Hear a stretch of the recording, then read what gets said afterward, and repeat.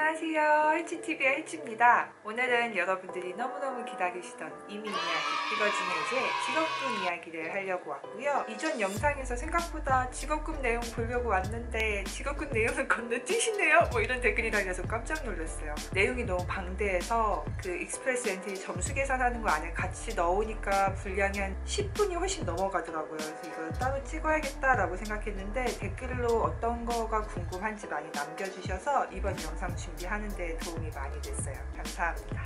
혹시 다른 거 궁금하신 거 있으시면 마찬가지로 댓글 남겨주시면 제가 그거 참고해서 영상 제작할 때 할게요. 그리고 제가 회사도 다니고 공부도 하는 것도 있고 운동도 하고 이렇게 제 개인 시간을 조금 많이 쓰다 보니까 유튜브 영상은 많이 올라가는 편이 아니에요. 제가 텀이 길더라도 이해해 주셨으면 좋겠습니다. 영상 기다려주신 분들께 감사드리고요. 오늘은 캐나다 이민 중에 이제 직업군을 조금 이해할 수 있게 최대한 쉽게 설명을 한번 해드릴게요.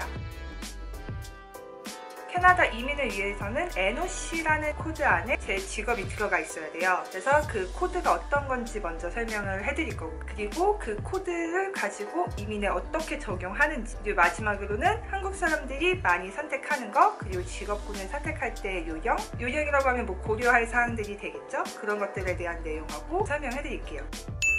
직업은 말 그대로 수천 가지, 수백 가지, 세상에 너무 많은 직업이 많잖아요. 그래서 제가 그 모든 거를 다 말씀드리긴 힘들고 제 경험을 바탕으로 그리고 주변 사람들이 어떻게 이민했는지 봤을 때 그거를 적용하는 거에 기준으로 말씀을 드릴 거고요. 제가 캐나다 토론토에서 거주하고 있기 때문에 다른 지역하고 좀 다를 수 있어요. 캐나다는 주정부 이민이 존재하기 때문에 조금 고려해야 되는 내용이 다를 수 있어요. 우선 가장 먼저 이해해야 되는 부분이 바로 NOC라는 코드예요. NOC의 약자는 National Occupational Classification. 이거를 반드시 알고 있어야 되고 내 직업이 어디에 속하는지 알고 있어야 돼요. 그래서 이 용어를 뭐 굳이 풀고 막 이게 뭐고 다 이해할 필요는 솔직히 없다고 생각해요. 그냥 내가 어떤 코드다만 명확하게 알고 계시면 되고요. 그거는 이제 정부 홈페이지, 제가 여기 본문 밑에 더보기 안에 링크 넣어놨으니까 그거 참고하시면 되고요. 그래서 캐나다 정부 홈페이지에서 쉽게 검색할 수 있고 PDF 파일로도 볼 수 있는 문서이기 때문에 거기에서 찾으시면 돼요. 이조문서에 의뢰를 하면 적게는 200불을 요구한다고 그랬어요. 그 코드를 정해주는 것만. 본인이 이거를 이해하고 있다면 돈을 내고 할 필요는 없는 거죠. 직접 하시면 됩니다. 저는 솔직히 처음에는 이주공 상담을 받으면서 저도 200불을 내고 컨설팅을 받았고요. 실질적으로 이민을 할 때는 제가 직접 원하는 걸로 코드를 다시 한번 또 바꾸고 정리하고 했었어요. 근데 굳이 200불을 내실 필요 없이 이거 들으시고 직접 결정하시면 됩니다. 우선 NOC 코드 같은 경우에는 크게 그룹핑이 되어 있어요. 그 그룹의 기준은 바로 그 사람의 직책과 직무가 됩니다. 그거에 따라서 크게 달라지고요. 그래서 그 그룹핑이 되어 있는 거에서 캐나다 이민을 목적으로 했을 때는 이걸 다시 한번 또 구분을 하게 되는데 그게 이제 O, A, B, C, D 이렇게 나눠지거든요. O는 숫자 0이에요. 알파벳 O가 아니라 숫자 0이니까 이거는 오해하시면 안 되고, 그래서 그 직업군을 이해하자면 O라는 곳은 관리직이에요. 매니저급. A는 의사와 같은 직업군, 전문직이 A로 들어가고요. B는 기술직이라고 하죠. 쉽게 자동차 정비, 그래픽 디자이너, 또한 일반 사무직도 이거에 해당이 돼요. C는 고등교육 수준의 교육만 받으면 할 수 있는 운전기사 같은 일반 서버 같은 웨이트리스, 웨이터가 해당이 되고요. D 같은 경우에는 단순 노동, 호텔 청소 같은 그런 단순한 노동이 해당이 됩니다. NOC 코드는 숫자 4자리로 이루어져 있는데요. 이 숫자 4개가 어떤 의미를 갖고 있는지 굳이 다 알 필요는 없지만 첫 번째 자릿수는 인더스트리, 어떤 산업 쪽에 종사하느냐가 되고, 두 번째 자릿수는 고등교육 이상 필요한지 전문대학교만 나와도 되는 학사, 석사 이런 학위가 필요한지 그런 것들을 나타내게 된다고 합니다.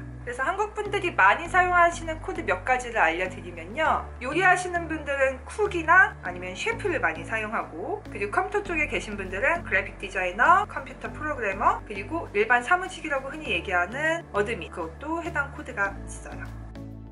그럼 아무거나 여기 코드가 뜨면 다 되는 건가? 이렇게 생각이 될 수 있어요. 근데 여기서 주의할 점이 있습니다. 이민하는 방법에 따라서 내가 꼭 B나 뭐 A나 이런 데 들어가 있어야 되는 경우가 있어요. 그래서 이민 방법에 따라서 그거를 살펴보면은 제가 이민을 한 익스프레스 엔트리 가장 많은 비율을 차지하죠. 거기에 들어가기 위해서는 A, O, B까지만 해당이 됩니다. A, O, B는 흔히 기술직이라고 표현을 해요. 스킬드 워커로 간주하는 게 바로 A, O, B까지입니다.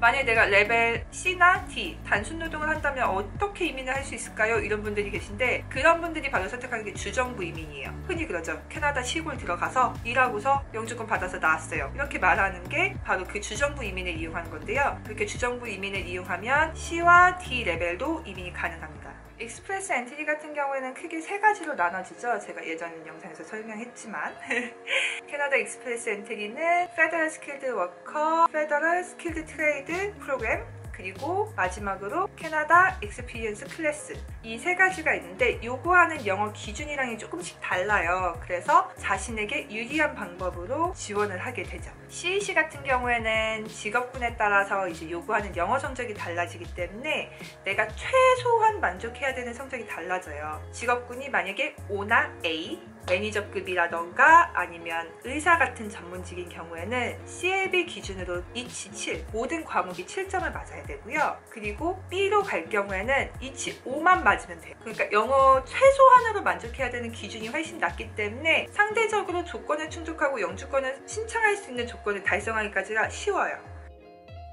O, A, B 이거 중에 많이 고민을 하죠. 그때 고려해야 될 게 제가 정리했을 때 한 3가지 정도가 될 것 같아요. 첫 번째는 먼저 앞에서 언급해드린 영어 성적이에요. 내가 물론 현재 그러니까 셀피 기준으로 이치 7을 받으셔야 점수가 가산점이 붙어서 많이 올라가요. 그래서 가능하면 그 영어 점수를 맞추시라고 얘기를 하지만 이거를 필수로 맞춰야 되는 사람과 필수가 아니라 옵션으로 내가 잘하는 과목을 만점 받고 다른 거 조금 낮아도 점수가 맞춰지시는 분들이 계시잖아요. 근데 최소한 무조건 모든 과목이 7을 받아야 되는데 그 사람이 6을 받아버리면 그 사람은 아예 지원할 조건조차 충족을 시킬 수가 없는 거예요. 그렇기 때문에 직업군을 선택할 때 신중해야 되고, 그래서 많은 사람들이 그런 자신이 가질 수 있는 스펙트럼을 넓히기 위해 선택하는 게 직업군 B 안에서 자기가 한 업무를 최대한 찾아서 그 직업을 많이 선택을 합니다. 두 번째로 고려할 사항은 바로 급여예요. 내가 얼만큼 급여를 받았느냐. 그래서 내가 영주권을 신청할 때 직업군을 선택하는데 우리 회사에서 내가 할 수 있을 게 왠지 슈퍼바이저인 것 같아요. 근데 CEC가 아니야. 캐나다에서 학교 졸업하고 지금 워크퍼밋을 가지고 일하는 게 아닌 사람들은 슈퍼바이저로 해서 뭐 주정부 이민이나 여러 가지를 고려하면은 급여가 그 수준으로 높아져야 되는 경우가 있어요. 그래서 내가 가지고 있는 직업에 준하는 급여를 내가 받고 있는지도 한 번쯤은 고려해야 돼요.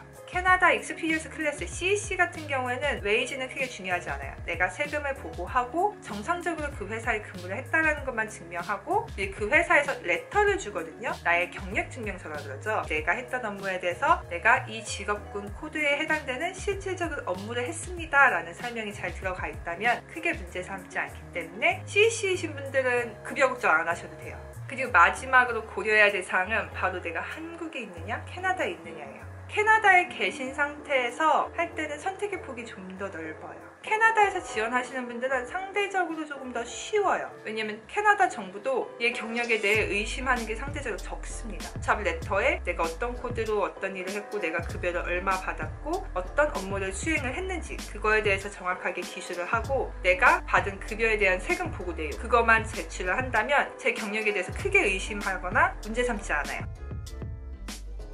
한편으로는 그게 되게 힘들어요. 그 업무를 기술한다는 게 어떤 내용을 써야 되지? 이게 뭐지? 약간 헷갈리실 수 있거든요. 이중무사에 의뢰하기도 하는데요. 만약에 그래픽 디자이너에 대한 서류가 필요하신 분들은 저한테 댓글 남겨주시면 제가 서류를 보내드릴게요. 돈 내고 사기 아깝잖아요. 제가 산 거 드릴 테니까 혹시 필요하신 분들은 댓글로 남겨주시면 되시고요.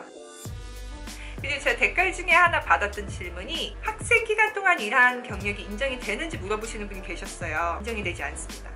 그리고 어떤 분은 또 뭐 제출을 했는데 인정을 받았다는 케이스도 있긴 하지만 기본적으로는 학생 기간 동안에 일한 거는 인정이 안 되시고요. 유효한 워크퍼밋을 가지고 풀타임으로 공부를 하지 않을 때 일한 그 기간에 대해서 경력이 인정되니까 학교를 졸업하고 나서 내가 일한 시간을 반드시 고려하셔야 돼요. 오늘 준비한 영상은 여기까지고요.